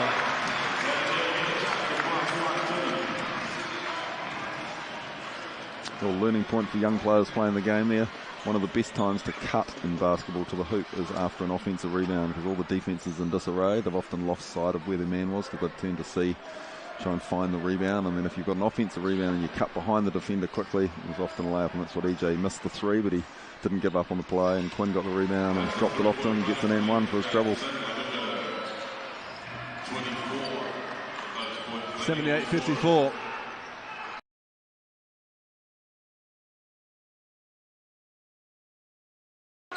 Jula Songeapi, ball in hand as Ty Wynyard gets ready to check back in.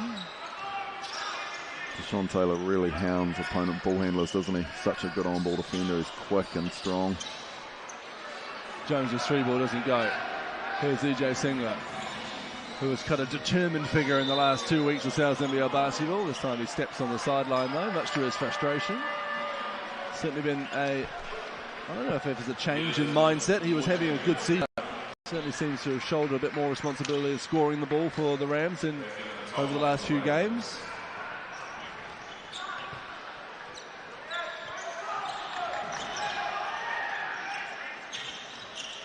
Mulvihill and Taylor having a good battle all game.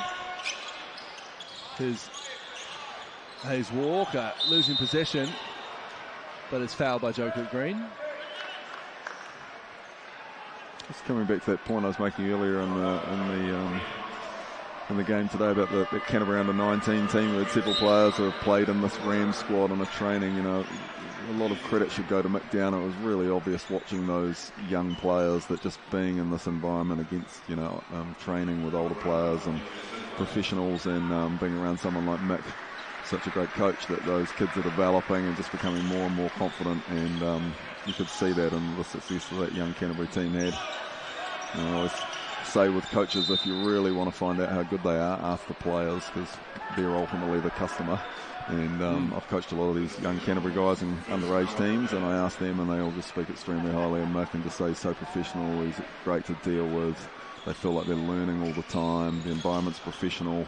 Mick, before he came here, was an assistant coach with 4 different Australian NBL franchises over 10 years. So he's seen some very, very good teams, professional teams in action, and, would have learned a lot.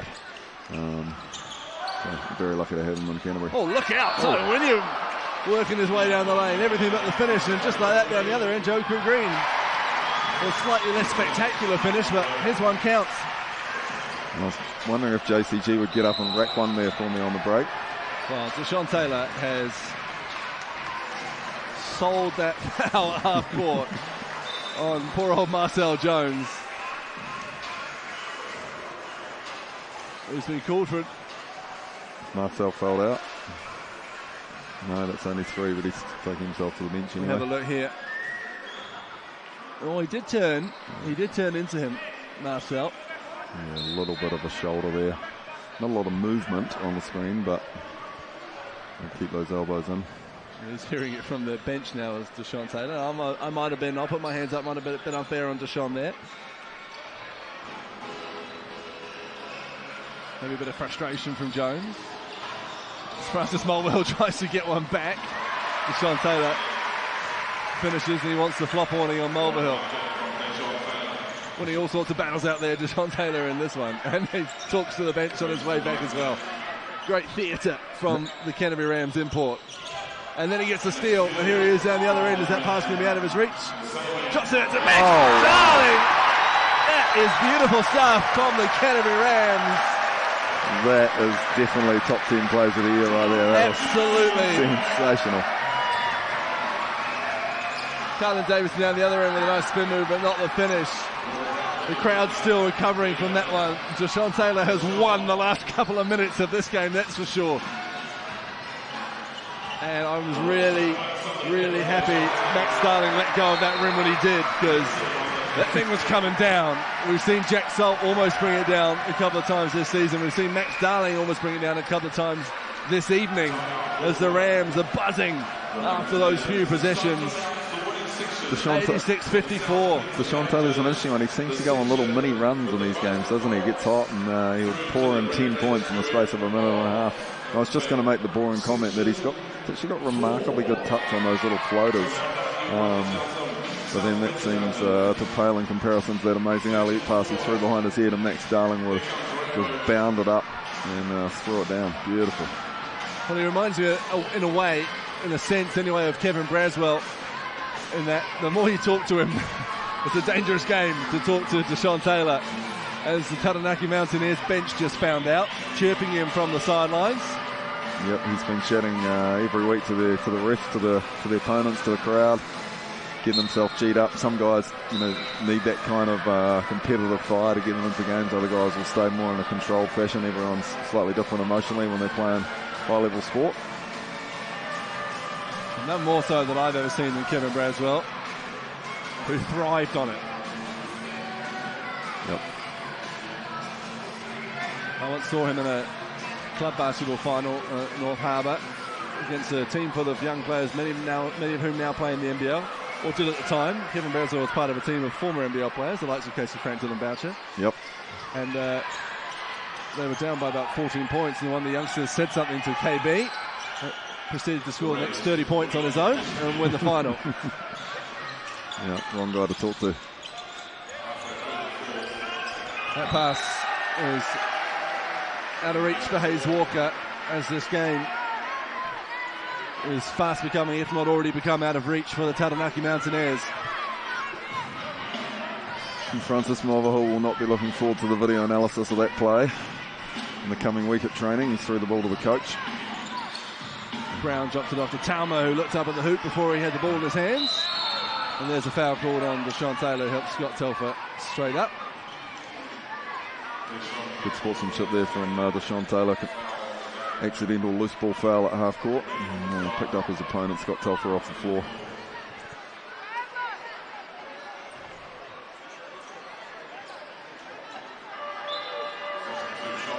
Well, it's been a joy to watch at times, Deshaun Taylor, this season. Like you say, there's been times where he's just taken over games. The Rams game here against the Huskies springs to mind. He just 19 points in the fourth quarter.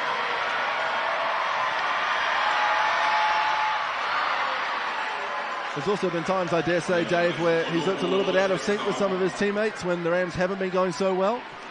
I always feel like it's hard for a player to be someone that he's not, and as I've watched him during the season, he's an extremely good on-ball defender. He's someone who can score in bursts. He's really the epitome of a good combo guard. He's versatile, but he's probably not a lead point guard who's someone who's, thinking about who's hot in the game right now, who should I get the ball to.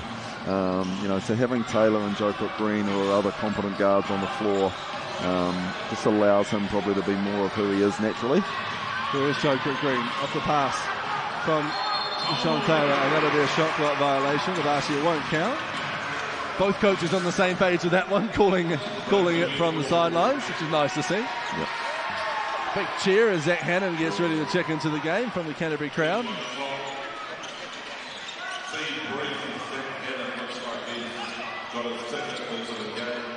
Telfer down to Ty Wynyard. Here's Mulvihill from the corner. His three ball goes in. Francis Mulvihill. He has 7. Under 3 minutes to go in this one.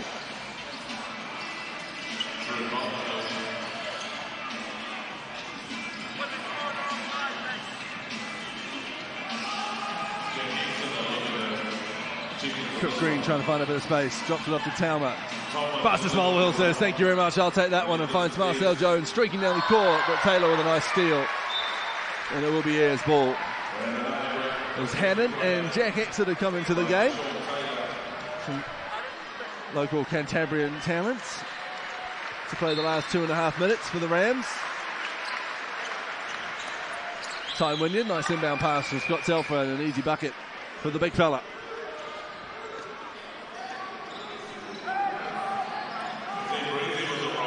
Here's Hannon stepping into the lane, and anything but the finish for Zach Hannon.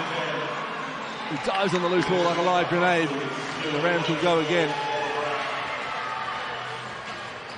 Walter Brown hands it off to Talma, pulls up from the elbow, rattles around and drops in.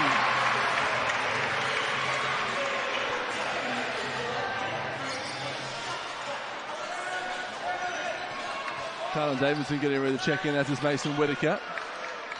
For the last minute or so of action, Hayes Walker draws the foul and will go to the line to shoot 2.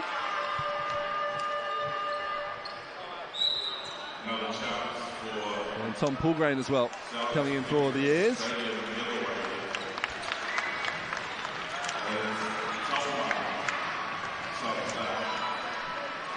Marcel Jones, the sole old man imposter on the court right now. Very young units for both teams out there.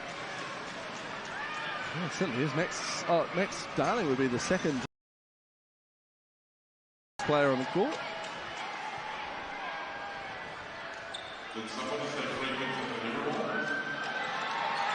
Multiple teenagers out there, a couple of schoolboys still, and the cheers you can hear are because if Hayes Walker misses this next free throw, the free slice of South pizza for everyone in the crowd tonight. I dare say they're backing up the wrong tree. Hayes misses though. Right now, that's for sure. Poulgrain. And time to Wynyard. Good defense, Mason Whitaker, but deemed illegal. Slightly late whistle from referee Marty Bathurst, but a whistle nonetheless. Should say there's 1 minute 43 left to go. Our clock is slightly wrong on the screen. 1 minute 43. There we go. Oh, there's Ty Wynyard, misses it. The crowd will be hoping this means 2 slices of pizza, which I don't think it does. Surely 4 misses means a whole 3 pizza each.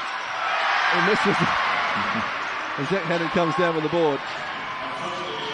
Walter Brown streaking down the lane, but wide open, but wasn't found by his teammate. So Hannon drives in, finds himself under the tall timber, so drops it off.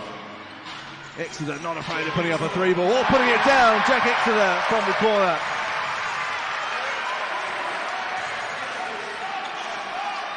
Tough shot in the corner from Jack Exeter. Rose up with confidence. Hayes Walker driving into contact, rebounded by Hannon. Here's Mason Whitaker leaving the ball behind though. And Ben Hall will now check in for the Rams. The Max Darling's night is over.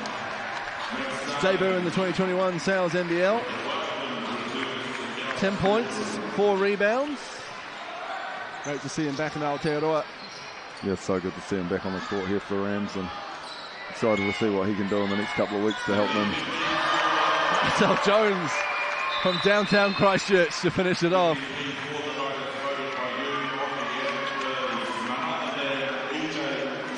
And that'll do us here at Cal Stadium. Bit of confusion. There's a couple of referees and coaches just wondering whether the game is actually finished. And it is. There's hands being shaked. Felt like they're saying that the clock ran out early there somehow. Or...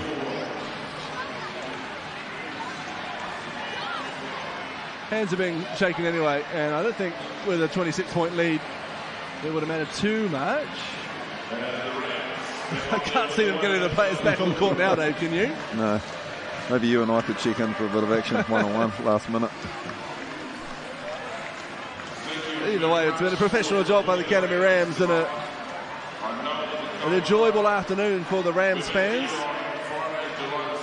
And an Ayres performance again, Dave, that shows glimpses of talented, plenty of talented basketballers out on that team, guys who belong in this league, just yet to really put it together for 40 minutes, or should I say 38 minutes and 40 seconds tonight anyway. Yeah, they probably just don't have quite enough scoring talent on the roster.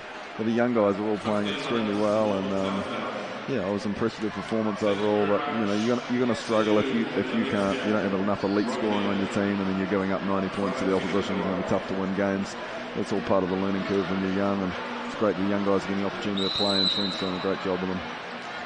Oh, here we go. We're back. Here we go. I think we're back on. We are going to get them back on. Well, the Academy Rams are back halfway through, shaking hands with all their corporate sponsors. Carnage here, carnage.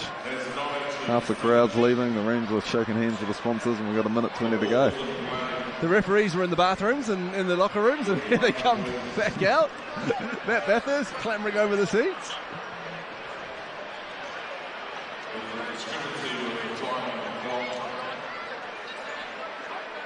When the ball went in. So we may have to play one more play. So they're just deliberating. Interesting scenes here. Well, 2 games today we've seen a bit of clock issue.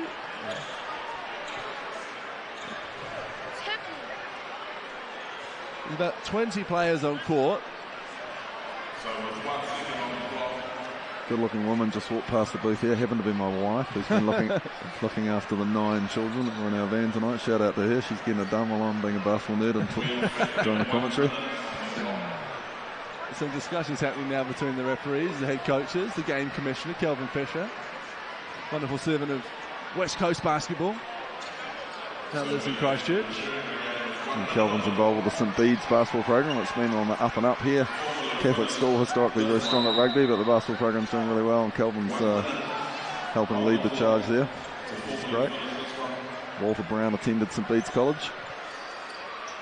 So we're back underway here for the next 1 minute of action. Zach Hannon tosses it up to Mason Whitaker, and the crowd that are still here, the ones that hadn't made their way out, cheer that one on. Our scoreboard might slowly catch up, but otherwise we'll just verbally call this one. I've got to say, Dave, luckily this didn't happen in a 1-point game. The stretch of the season. Not quite sure what happened there. It must have been the old someone kicked the cord under the table or something. Just seemed to go to 0 from a minute 20 for no reason. And we have a foul, of all things. Mason Whitaker. I don't think I've ever seen this happen. Half the crowd are leaving, half are standing looking around, got bemused. The Canterbury Rams players were honestly halfway around the court, shaking hands with all the courtside corporate tables, as they do, as most teams do in this league. And here we are, a couple of minutes later, Carlin Davison at the line. You can see Nick Wheeler, who's from Wheeler Motor Company, principal sponsor of the Canterbury Rams, is over there chatting with Marcel Jones on the sideline. Davison gets them both to go. So 30 seconds left in the game. A game that will finish twice. Big screen off the ball, and a legal one by Mason Whitaker.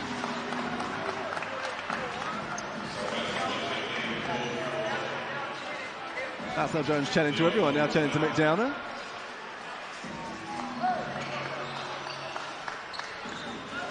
Can the Ayres finish a tough road trip weekend on a high note? Heavy losses to the Saints, and now tonight the Rams.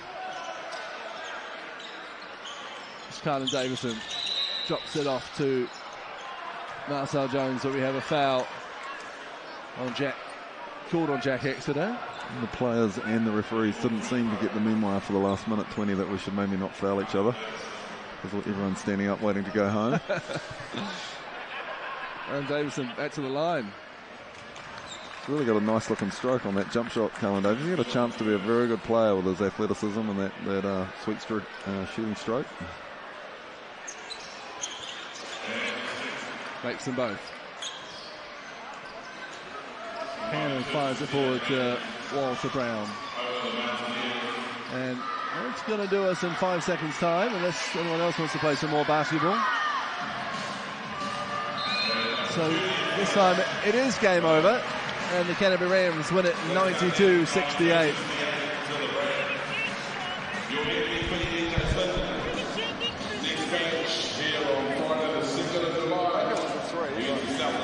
Canterbury Rams 92 points to 68 winners over the Taranaki Mountaineers. It was deep in the corner. It looked like a three to me, but might have had his foot on the line. And we see the stats. PJ Singler leading all scorers at 24. Marcel Jones high winner with 16 for the Airs, Dave. And Dave, we didn't anoint a player of the game. Who is your player of the game? That's a tough one today. I mean, EJ obviously played extremely well, but I felt like Sam Smith had a great game with his 12 points and what did he end up with? 8 assists and how many rebounds? Alex Telmer played very well. I thought it was the best game I've seen him play for the Rams, but we tend with these player of the games to go towards the person who scored a lot of points. EJ Singler certainly played pretty well. I'm leaving that up to you. I think EJ Singler probably deserves it. He put the Rams in the position that they finished in. He also grabbed 13 rebounds, which is impressive as a small forward. Certainly is, and we certainly saw one of, if not the play of the season so far, with the outlet pass from from Sam Smith, I think it was, to Deshaun Taylor, just too far for him to catch and score, so he threw it straight out for Max Darling, who almost brought down Cal Stadium. That was NBA level athleticism. That was kind of a throw behind the head LeBron-esque dunk, wasn't it? Phenomenal. Yeah, it certainly was. Sam Smith with 8 assists again, had a wonderful game. So a tough weekend for the Steel Formers Airs, and some solace with a win to finish it off in round 8 for the Canterbury Rams, who remain in the fight for that 4th playoff position. And some fantastic, really tense and ladder-altering games of basketball to come over the next few weeks of South's NBL basketball. From myself, Hugh Bain, and Dave Langrell, former Canterbury Ram, former Tall Black, and all those at Sky Sport, NTEC, and the South's NBL, and we thank you for joining us this afternoon. We'll do it all again come Thursday night in Pukekohe, and the Franklin Bulls take on the Canterbury Rams. See you then.